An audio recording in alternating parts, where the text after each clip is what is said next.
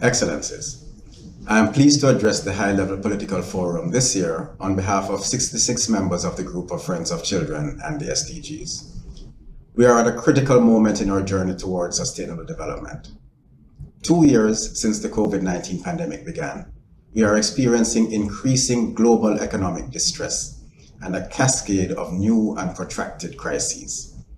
The pandemic has exacerbated the lingering inequalities that are preventing us from achieving the SDGs, taking a huge toll on the world's most disadvantaged children and youth. It is estimated that 100 million more children have fallen into poverty, and an additional 9 million children are at risk of child labor by the end of 2022.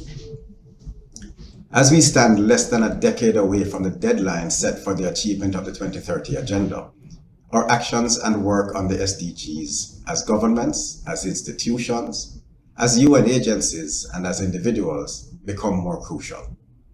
Yes, we are at a juncture, but we have a window of opportunity. We must act urgently to alleviate these adverse impacts and ensure that children and young people are at the heart of our efforts and become our partners in action. Of primary concern is learning. Even before the pandemic, the world was in the depths of a learning crisis. Now, nearly 2/3 of 10-year-olds globally are unable to read a simple story, limiting their future education and employment opportunities. The basics of literacy and numeracy create the foundation on which children build their futures and that of their families and communities.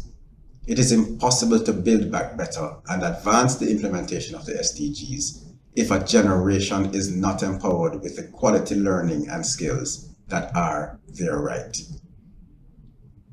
As a result of global challenges such as armed conflict, displacement, and child marriages, over 11 million girls may never return to the classroom. And within this decade, 10 million more girls may be forced into child marriage. If we are to achieve the SDGs in this decade of action, we need to ensure all children are accounted for. This means continued investment in disaggregated data and in the resources to help those who have fallen behind to catch up. Making progress on the indicators and targets of SDG 4 will enable progress in all other SDGs. Therefore, we call upon member states to invest in policies, plans, and strategies that prioritize foundational skills, increase remedial learning, and develop children's well-being so they are ready to learn.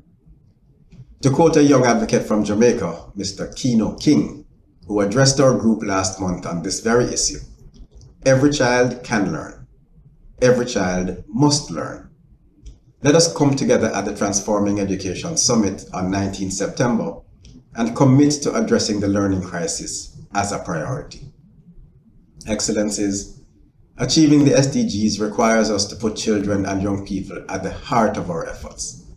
This means not only prioritizing issues that affect them, but also including them in decision-making processes and in co-creating solutions. Let us continue to listen to the concerns of children, their lived experiences, and most importantly, their ideas on how to address the issues that concern them the most. This starts with teaching them the critical basic skills necessary for all future learning and ensuring they play a key role in shaping future education systems that are equitable for every child, including the most marginalized. Several years ago, our group of Friends of Children and the SDGs took the decision to have children and young speakers at every one of our meetings in order to hear firsthand how they are affected and what they want us to do both for them and with them. Let us work with the current and future generations to create a more just and equal world for our children and youth.